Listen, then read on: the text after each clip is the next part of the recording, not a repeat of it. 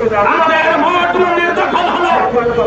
আপনারা দেখেছেন আজকে যারা আমাদেরকে আওয়ামী লীগের দালাল বলেন, যারা আমাদেরকে ভারতের দালাল বলেন, আপনাদেরকে বলতে চাই, আপনারা দেখেছেন আওয়ামী লীগের সময় বাংলাদেশের হিন্দুরা সব থেকে বেশি আওয়ামী লীগের বিরুদ্ধে রাজপথে সোচ্চার ছিল।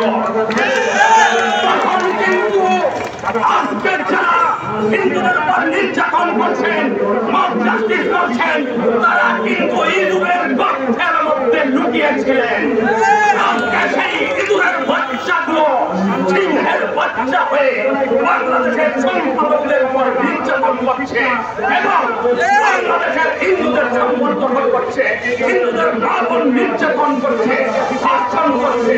এমনকি আপনারা দেখেছেন আমাদের জনপ্রিয় শিক্ষক চট্টগ্রাম বিশ্ববিদ্যালয়ের অধ্যাপক শ্রী কুশল চক্রবর্তীকে ষড়যন্ত্র করে তাকে আওয়ামী লীগের সময়ও তাকে লাঞ্ছিত করেছে, মব জাস্টিস করেছে এই দেশের উগ্রপন্থী ছাত্ররা।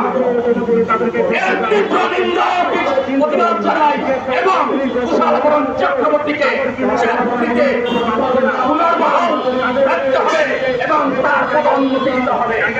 আপনারা জানেন বাংলাদেশের হিন্দু সম্প্রদায়, আমাদের যে সাধু সন্ন্যাসী রয়েছে, আমাদের যে সনাতনী সাধু সন্ন্যাসী রয়েছে, তারা কিন্তু তারা নিজের সুখ শান্তি ত্যাগ করে মানব কল্যাণে তারা সাধনা করে যায়।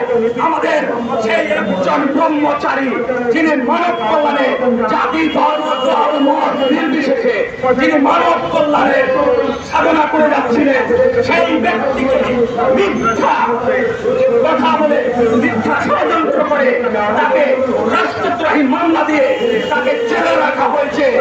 তীব্র নিন্দা প্রতিবাদ জানাই এবং তাকে মুক্তি দিতে হবে এবং নিরাপত্তার সাথে তাকে যদি মুক্তির পরে কোন ধরনের হয়রানি করা হয় সেজন্য এই অন্তর্বর্তী সরকার দায়ী থাকবে।